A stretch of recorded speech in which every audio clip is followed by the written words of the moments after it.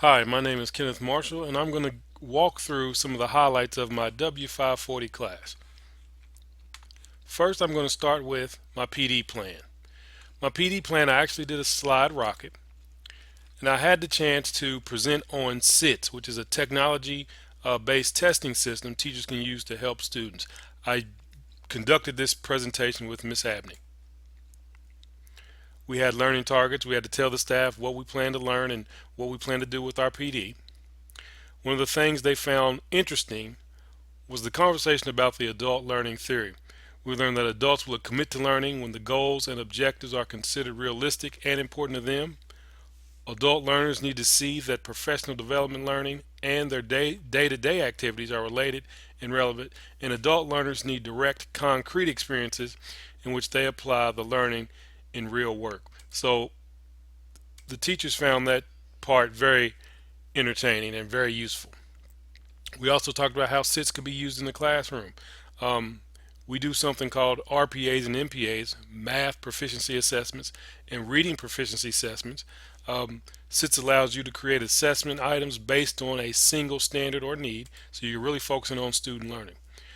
We also took time to break apart teacher data based on those RPAs and MPAs, um, and this is going to be some of the foundations for which teachers use to make SITs tests. We went through how to log into SITS, which is very, very simple. Walked through how to get on SITS homepage, password, so on and so forth. We talked about some important things that the teachers will need to use, mainly the SITS admin tab, excuse me. We walked through creating an express test, which is the most which was our learning target. We wanted teachers to be able to create an express test when our PD was over. So we walked through that step by step. We talked about how to schedule information or how to schedule tests. You choose a start date and end window. Um, you score due date, the score due date, leave that on automatic.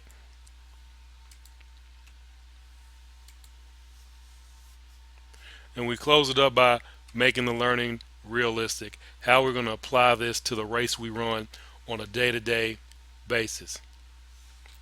This PD plan involved teaching teachers about how to use the new technology of SITS in their classroom and how that data will impact the school. During our PD, we had a feedback form. We used Google Forms to have feedback. Teachers responded, and here's some of their responses. Some teachers said, I plan on creating assessments that are focused on a particular standard, create, test, and evaluate students' learning, and differentiate. Um, One teacher said, I will use SITS site to create standards aligned assessments and classwork. We also had to write a letter to a school board member. And I wanted the school board member to know that our world is changing and why it's important to use technology on a day-to-day basis. We have kids using cell phones and instant messaging devices, so technology is becoming more common. I wrote a letter to the congressional representative, and again I spoke about the same thing, the need for kids to understand and learn how to use technology. I also talked about the importance of responsible use. Um, there's some health issues related to technology. I talked about how listening to music too loudly can cause ear damage. I also talked about the growing problem of bullying and intimidation on the internet. This is an example of the newsletter that I used to send home to parents regarding the use of technology and how I planned on using it. There's some home connections where parents could go for more information. Here's an example of how I communicated with colleagues abroad. If you wait for it to load up. One of the questions I asked was, how do you use technology to assist improving student achievement? And then She responded by saying, we have programs such as A to Z and RAS Kids. However, I'm not sure how much these programs are utilized in the classroom. So what I've found interesting is teachers abroad use technology in the same way we do. No matter they may have different names for their technology, and they may even have different uses, but uh, they do use technology abroad, and that's good to know. Here's my technology plan. In my technology plan, my school technology plan, we use it for curriculum instruction integration. We see that range and elementary teachers use technology in their day-to-day practices. We have a wide range of technology. We use technology in professional development. Excuse me, I can't talk this evening. We plan for teachers to enhance technology integration by signing up for professional development at Technoversity during school training. Um, we have a district technology plan. The use of various computers are related technologies can have a positive impact on overall student achievement, and that's our focus. We don't want to use that's the district's focus. They don't want to use technology just because it's cool.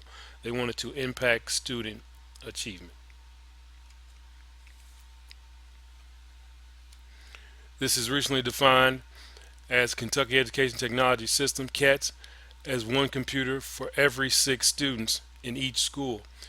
So a part of the technology component stipulates that every student will acquire necessary technology skills and documented in JCPS K through 12 computer skill continuum. So JCPS is very aware that our world is becoming more and more digital and more uh, technology driven. Here's just a technology inventory where we currently have over 35,000 workstations, 464 servers, over 6,500 printers, and over 5,000 pieces of network equipment. Some of our school hardware, we have smart response clickers, we have smart boards 28, we have smart document cameras 32, 94 student desktops, 9 HP minis, 32 teacher laptops, and 28 projectors. Some of the demographics about our school, we have 100 first graders, 96 second graders, 92 third graders, 75 fourth graders, and 73 fifth graders. Our 97 white students, 150 Hispanic, 22 Asian, and 320 African American. And then we have 16 students that would be considered other. That sounds kind of harsh. Our free and reduced population. We are a Title I school, so we have a large free and reduced population. We have 108 students who pay for their lunch, 532 who are free, and then 55 of our students get reduced lunch. Some school resources, hardware and software. The school has no iPads in possession. iPads will take place of shared reading books. Students would also be able to take assessments, listen to books for lower level and ELL students, watch videos to help with particular subjects. Students can log on to engage in educational programs as an enhancement. Another technology the school could use would be Nooks. Nooks would give students the ability to read books, track reading progress, and play games as a reward. Some of the adaptive assistive hardware and software that assist students with special needs, diversity, and address curricular and language differences. We have Read Write Gold, 8 HP Minis, Discovery English Success Maker in Reading and Math, Study Island Math and Reading, and Times Attack. Online resources include Apple Learning, we have Brain Pop, we have eThemes, Class Brain, so on and so forth. There's a lot of online resources available to us.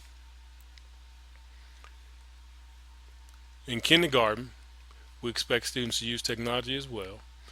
We want them to use correct posture, proper body position, sit straight up, proper position of the keyboard, center with the body, and correct wrist and elbow placement. We want them to learn word processing, word recognition, identify. We want them to use templates to present written communication, and just a variety of skills we want students to be able to achieve. In second grade, there are many of the same skills: keyboarding, word processing, spreadsheets. Third grade, we have many of the same skills, uh, but there's a difference. We want them to know what it means to now be a digital citizen. Here in fourth grade, they're still doing word processing, they're developing spreadsheets, but now they're using email. We also want them to understand etiquette on the internet. Fifth graders, again, they're using word processing, they're using graph and charts and creating graphs and charts. They're still learning about digital citizenship. They're using MP3s. Um, they're going to demonstrate legal use of software, and so they're, again, a big focus on becoming a digital citizen.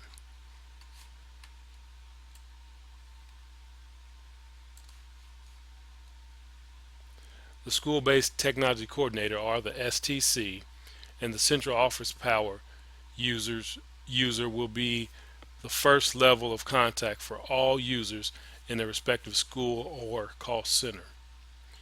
We have a WAN, issues related to selecting, installing, and maintaining wide area network. That's WAN for the school district.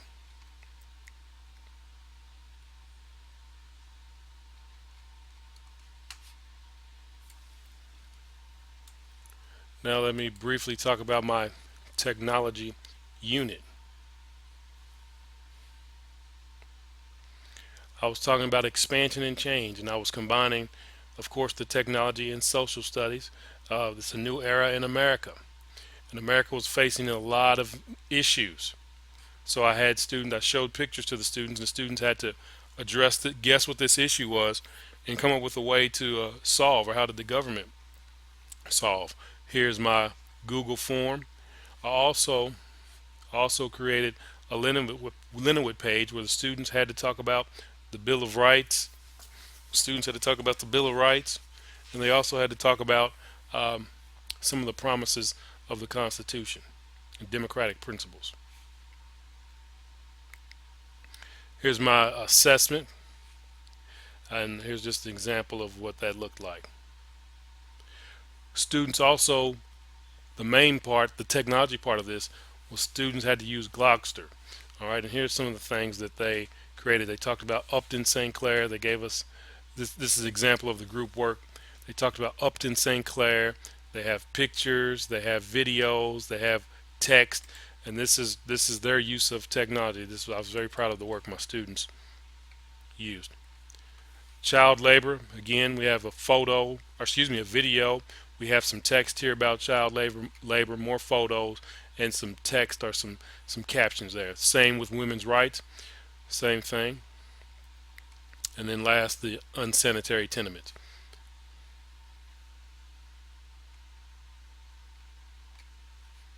All right. Some of the things I found out in my pre-assessment. Based on the pre-assessment, students were able to identify social issues shown in the photographs. Students were able to develop reasonable explanations of social issues. However, only a small percent of the students were able to express deep understanding of this issue. When we take a K-Prep, and we expect and require our students to dig deep when they're explaining or responding. Then my post-assessment, 75% of the students were able to address the social issues related to the photos. The explanation of the social issues demonstrated a higher level of understanding, so I was very pleased with that. 15% of the students, they were right at the middle level. Their answers had some gaps, and then 10% of the students were unable to do that. This is another part of my lesson here where I'm teaching, going through how to use the Glogster, going through my forms, showing students exactly what to do with my technology unit. After viewing my video, I think a way that I could continue to use technology, I love the Lenowit page, and I think that is a great way for kids to provide feedback using technology to each other, and they can kind of just build off each other's ideas. You could share a sample from something they've written, or even just comment on various things. So I think the Lenowit page is something that I will continue to do throughout my teaching. Thank you.